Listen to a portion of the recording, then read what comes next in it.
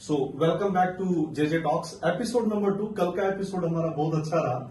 हम लोगों ने एक दूसरे के साथ बातचीत की और वैसे बेसिकली मैं आप लोगों को बताना चाहूंगा कि भी हम एक क्लिप शूट करना चाह रहे थे 2 मिनट की, और वो शूट करते करते हमारा जो है पूरा कंप्लीट वीडियो ही बन गया और हमें पता ही नहीं चला कि भी वो कब कंप्लीट वीडियो हो गया और हम उसको बंद करना भूल गए। सो होपफुली आप लोगों को बहुत अच्छा लगा होगा।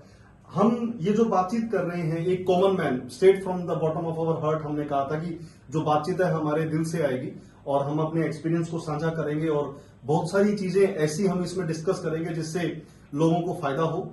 और हम चाहेंगे कि भी हम भी आप लोगों से सीखें और जो हमें जितना कुछ आता है वो हम आप लोगों के साथ साझा करने की कोशिश करें। सो कल हमने शुरुआत की थी कि भी अमीर लोग सारे बुरे नहीं होते और वो बहुत अच्छे होते हैं और उनके कर्म अच्छे होते हैं, वो कुछ अलग हटके होते हैं, डिसिप्लिन होते हैं, मेहनती होते हैं, हार्ड वर्किंग होते हैं। आज हम बात करने जा रहे हैं मार्केटिंग के ऊपर।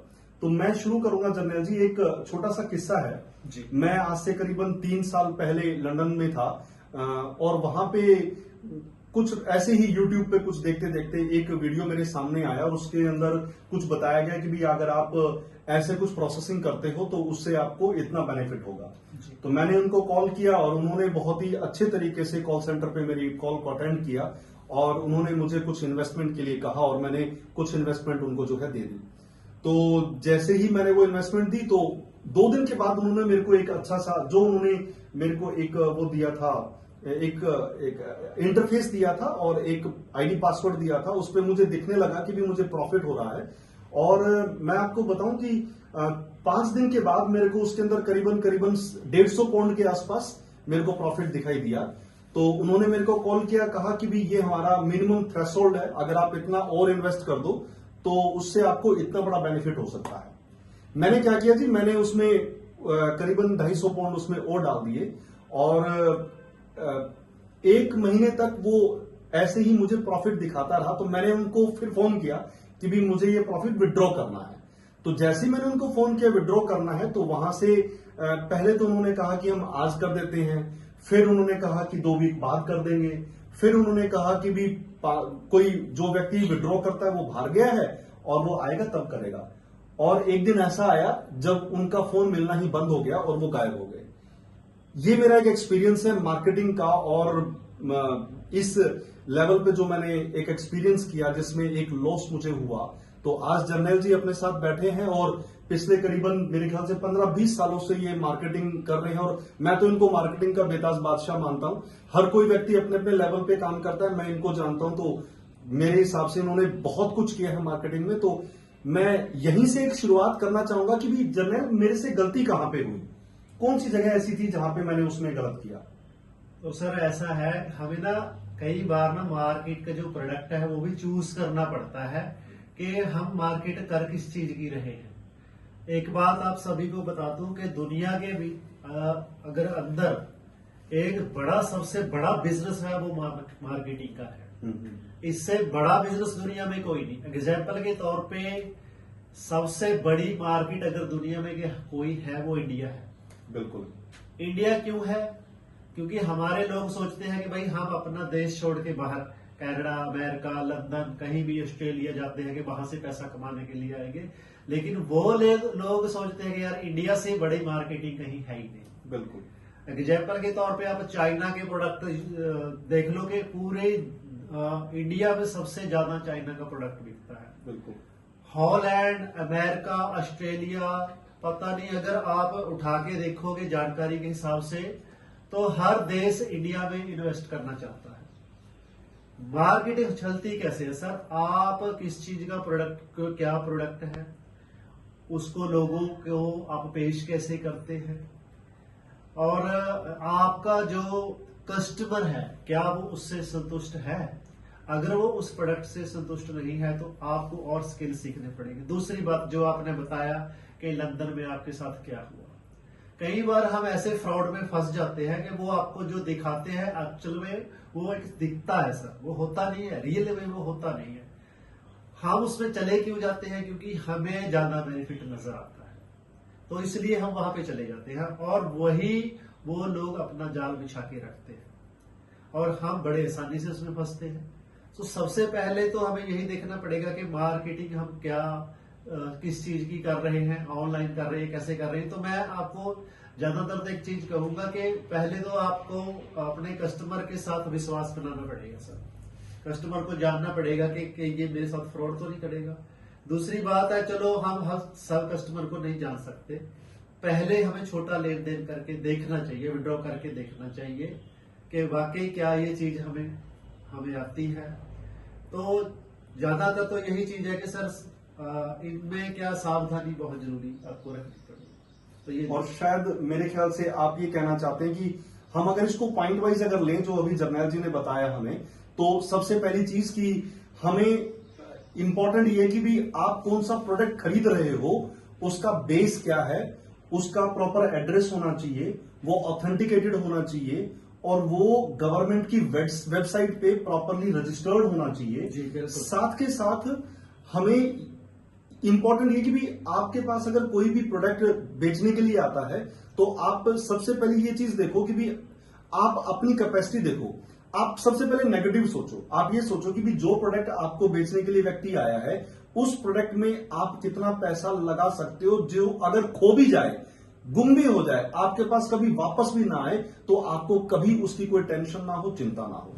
दूसरा, मेरे ख्याल से शायद आप ये कहना चाह रहे हैं कि हम वो प्रोडक्ट लें जो हमें, मान लो हमने पैसा दे दिया, सपोज हम गए किसी शॉप के ऊपर, हमने पैसे दिए, वहां से हमने कुछ भी लिया, उसको या तो खाया या बॉडी पे यूज किया या घर में यूज किया, कहीं पे भी, तो एटलीस्ट कम से कम ये तो तसल्ली होगी कि भी जो हमने खरीदा वो हमने यूज कर लिया, तो कोई नुकसान होता है तो एटलीस्ट इतना तो भरोसा है कि भी हमने उसका कुछ प्रतिशत हिस्सा यूटिलाइज कर लिया, तो उतना लॉस नहीं हुआ। तो इंसान को सबसे पहले अपना रिस्क चेक करना चाहिए कि वो कितना रिस्क उसमें ले सकता है। जी सर। और दूसरा, मुझे आप ये बताइए कि भी आजकल इतनी सारी मार्केटिंग की कंपनीज हैं, हर कुछ समय के बाद एक नई कंपनी आ जाती है। अभी भी कुछ समय पहले यहाँ पे इंडिया में कई सारी कंपनीज आई, चली भी गई, आज भी बहुत सारी मार्केट में है। तो कैसे पहचाने कि भी हम कौन सी कंपनी सही है और कौन सी कंपनी गलत है? सर देखो, इसमें दो बातें हैं। एक तो पर्सन प्रोडक्ट खुद तैयार करवा के उसकी नेटवर्किंग करता है सर, उसको हम कई बार MLM बोल देते हैं कि भाई ये मैंने प्रोडक्ट बनाया है, इसका रेट है 5,000 रुपया। तो असल में वो जो प्रोडक्ट है वो 200-400 रुपये से ऊपर होता है। तो उसमें जो इंग्रेडिएंट है, जो उसमें डाला हुआ सामान है, वो उसमें बहुत कुछ दिखाया जाता है, लेकिन वो उतना होता नहीं उसमें। तो क्या करते हैं वो लोग, आपस के बीच में आगे से आगे चलता रहता, तो लोगों में पैसा बढ़ता रहता है। दूसरा, जो कंपनियां मतलब कि इसमें नहीं आती, जैसे मैं बहुत सारी 1-2 कंपनी का नाम बता दूंगा आपको, जैसे हर्बल, जीवी हर्बल है, मिलंद है। ये कंपनियां क्या है, सीधा प्रोडक्ट डिस्ट्रीब्यूटर को देती है। जो गारंटी वारंटी है, जो लाइसेंस है, वो कंपनी के पास ऑलरेडी, GST नंबर जो भी है वो कंपनी के पास सब है। आप उसके डिस्ट्रीब्यूटर बन के अपने जो आपका एरिया है वहां पे वो सेल कर सकते हैं, उसमें कोई भी आपका नुकसान होने वाला नहीं है। तो हमें कहाँ पे जाना चाहिए? हमें पहले जो कंपनी है उससे डेमो लेनी चाहिए कि भाई आपका जो प्रोडक्ट है क्या ये काम करेगा।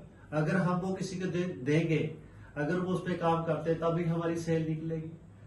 एक नेक्स्ट बात और बताना चाहता हूं, कुछ लोग इसमें आ तो जाते हैं कि भाई दिखाया जाता है कि आप अगर इसके डिस्ट्रीब्यूटर बनते हो, प्रोडक्ट सप्लाई करते हो, तो आप करोड़पति बन सकते हो। बिल्कुल बन सकते हो, इसमें कोई दो राय नहीं है। लेकिन कुछ लोग क्या करते हैं कि एक डॉक्टर के पास जाते हैं, एक मरीज वो लेता नहीं उसको प्रोडक्ट को। मैं अपने एग्जाम्पल बता देता हूं। मैंने उन लोगों को प्रोडक्ट सेल किए हैं जहां पे कोई मतलब के निराश होके आते थे कि भाई ये दुकानदार तो प्रोडक्ट लेता ही नहीं है, तो मैंने वहां पे भी सेल किए हैं। सेल करने का आपको ट्रिक होना चाहिए। सबसे बड़ी बात है कि आप उससे झूठ मत बोलो सर। किसी को भी प्रोडक्ट देना है उसको झूठ मत बोलो, उसको जो सच्चाई है वो बताओ। उनको बोलो कि भाई ये प्रोडक्ट है, इसको इस तरीके से लेना है, ऐसे अगर आप पूरी नॉलेज बताएंगे उसको आराम आएगा, तो वो आपका दीवाना हो जाएगा और आपको हमेशा के लिए वो सेल देगा। तो हमें जाना कहाँ है? हमें जो ट्रेडिशनल प्रोडक्ट है सर उस पे जाना है ज्यादा। बिल्कुल सही है। तो मैं जो जर्नैल जी ने जो बात कही, मैं उसको कंसाइजली एक बार मैं रिपीट कर देता हूं और कुछ पॉइंट वाइज मैं बता दूं। तो उसमें पहली चीज तो ये जो इन्होंने सबसे इंपॉर्टेंट कहा कि अगर आप कस्टमर हैं तो ऐसा मार्केटिंग वाला व्यक्ति चूज करें जो आपके पास आता है, वो व्यक्ति आपको झूठ ना बोले। अब ये पता कैसे लगाएंगे, ये आपको खुद रिसर्च करनी पड़ेगी। कभी भी किसी आए हुए व्यक्ति पे आप भरोसा ना करें, आप अपनी खुद रिसर्च करें, ऑन द स्पॉट एकदम से जल्दबाजी ना करें। कई लोग हमें ये बोलते हैं, मैं एक और एग्जांपल देता हूं। जैसे एक किसी जगह पे हम कोई जमीन देखने के लिए गए, और जब वहां पे देखने के लिए गए तो हमने उनसे बातचीत की, और जैसे ही हम चलने लगे तो हमने सब कुछ वेरीफाई किया। तो उसके बाद जब चलने लगे तो कहते कि जी इसके रेट बढ़ने वाले हैं। हमने कहा कब? कहते जी बस मे भी हो सकता है कल बढ़ जाए। तो ये सब टैक्टिक्स हैं, ये सब टेक्निक्स हैं आपको फंसाने की। दूसरा, मैं आपको इसी में थोड़ा सा हटके एक प्रॉपर्टी का मैं आपको एक एग्जांपल देना चाहूंगा। आजकल काफी लोगों ने ये किया हुआ है कि रेंटल, कि अगर मान लो आप कोई प्रॉपर्टी खरीदते हैं, आप एडवांस अगर आप इतना पैसा जमा करवा देते हैं तो आपको इतना रेंटल उसका हर महीने मिला करेगा। अब मैं एक बात पूछता हूं कि भी सबसे पहली बात कि हम कभी भी कोई भी व्यक्ति आपको पैसे देता है तो आप ये पता कीजिए कि भी उसका इनकम सोर्स क्या है। अब मान लो मैं जमीन बेचने वाला हूं और आप जमीन के खरीदार हैं, आप मेरे पास आए, आपने मेरे को पैसा दिया, तो मैं आपको उस पैसे का कुछ प्रतिशत हिस्सा रेंटल दूंगा। मैं वो तभी आपको रेंटल दे सकता हूं जब मेरी कंपनी के अंदर मेरी जो बैलेंस शीट है उसके अंदर इतना प्रॉफिट नजर आ रहा है कि मैं लोगों को एज ए डिविडेंड या उसका कुछ part as a profit sharing में दे सकता हूं। या फिर दूसरा रास्ता ये कि भी आपने मान लो, सपोज कर लो, मुझे 20 लाख रुपए दिया, वो 20 लाख रुपए मैं बैंक में जाके जमा करवा दिया, बैंक ने मेरे को ब्याज दिया उस 20 लाख के ऊपर 8%, और फिर मैंने आपको उसके ऊपर रिवर्स आपको पैसा जो दिया, मंथली जो आपको इंटरेस्ट दिया, सालाना 6% या 7% के हिसाब से उसको मंथली डिवाइड करके आपको दे दिया। तो क्लियर है ना कि भी मैंने बैंक से 2% एक्स्ट्रा ले लिया और आपको मैंने 2% कम दिया, तो मुझे भी बेनिफिट हुआ और मैंने भी आपके पैसे का वापस दिया। लेकिन वो तब जब मैं वो आपसे लिया हुआ 20 लाख रुपया बैंक में जमा करवा रहा हूं, तो उसकी गारंटी क्या है कि मैं वहां पे जमा करवा रहा हूं। सो आपको ऐसे ही मार्केटिंग के प्रोडक्ट हैं। जैसे अभी इन्होंने कहा कि आप उस व्यक्ति को सेलेक्ट कीजिए जो ईमानदार हो, और अगर आप मार्केटिंग कर रहे हैं तो सबसे पहले लोगों का भरोसा जीतिए। इन्होंने बहुत अच्छी बात कही, ईमानदारी से ही जिंदगी जीती जाती है। अगर आप ईमानदार नहीं है तो आप कितने दिन टिकोगे? 2 दिन, 4 दिन, 20 दिन, 50 दिन। उसके बाद आपको किसी भी हालत में दौड़ना पड़ेगा। आपके लिए दुनिया में कोई जगह नहीं बचेगी जहां पे आप दौड़ पाओगे, और किसी का पैसा ले जाके भाग के आप सुख भी कैसे पाओगे? कितने दिन तक? वो कहीं ना कहीं चक्र है, निकल जाएगा। सो सबसे इंपॉर्टेंट चीज है ईमानदार रहिए। दूसरा, प्रोडक्ट को पहचानिए। तीसरा, जो कंपनी है उस कंपनी को पहचानिए, उसकी बैलेंस शीट को और उसकी सर्विसेज को, उसके टेन्योर को देखिए। अब यहां पे मैं आपसे एक चीज और पूछना चाहूंगा कि मान लो सपोज कि भी आजकल कुछ ऐसी कंपनीज आई, जैसे कुछ पहले डाटा सेंटर्स आए, मैं उसमें बात करना चाहूंगा। मैं किसी कंपनी का नाम नहीं लेना चाहता और ना ही मैं किसी को जो है निशाना बनाना चाहता हूं। मैं सिर्फ ये एक नॉर्मल डिस्कशन कर रहा हूं। बहुत सारी डाटा सेंटर की कंपनियां आई और वो डाटा सेंटर की कंपनीज जो है रेंटल देती थी। उनमें से कुछ कंपनीज अचानक से एकदम से बंद होगी या वो उनके जो है अकाउंट सीज हो गए। तो ऐसे में इंसान क्या करे, उसको क्या करना चाहिए, और अगर वो पैसा लगा रहा है तो उससे पहले उसको क्या सोचना चाहिए? ये बहुत अच्छा सवाल पूछा सर आपने। तो जो ऐसी कंपनियां है ना सर, देखो वो उनका जो धंधा है वो तो पैसे इकट्ठा करने आती है। हमारी गवर्नमेंट के पास कोई पैसे की कमी नहीं है कि वो अपना डाटा सेंटर नहीं लगा सकती, वो सब कुछ क्या कर बात सकती है, है। बहुत बढ़िया, बहुत बढ़िया। तो ये जो लोग इस तरह के आते हैं कि जी हमने यहाँ पे डाटा सेंटर लगा दिया, हमने यहाँ पे, वो क्या करते हैं जी, एक प्लान तैयार करते हैं, उसमें बताते हैं कि भाई ये इतने का प्रोडक्ट है। और सब जो लोग इस सिस्टम में फंसे हैं, इन कंपनियों के जाल में फंसे हैं, वो आज सोच भी रहे होंगे हमारा ये वीडियो देख के कि भाई हमने वो डाटा सेंटर तो देखा ही नहीं कहीं पे। जो प्रोडक्ट वो बताते थे वो तो कहीं दिखा ही नहीं हमें। वो तो बताया जाता था कि भाई वो इस शहर में लगा हुआ, इस शहर में लगा हुआ। कभी भी हमने उनके डॉक्यूमेंट चेक करने की कोशिश ही नहीं की। और जर्नैल जी, सॉरी मैं आपको यहाँ पे बीच में, इन्होंने अभी एक बड़ी इंपॉर्टेंट बात की, इसलिए मैं इनको बीच में रोक रहा हूं कि फिजिकली डाटा सेंटर नहीं देखा। ये बड़ा इंपॉर्टेंट है। अगर कोई ऐसी कंपनी आती है तो आप फिजिकल विजिट कीजिए उस डाटा सेंटर में। अब यहाँ पे मेरे पास एक और क्वेश्चन है।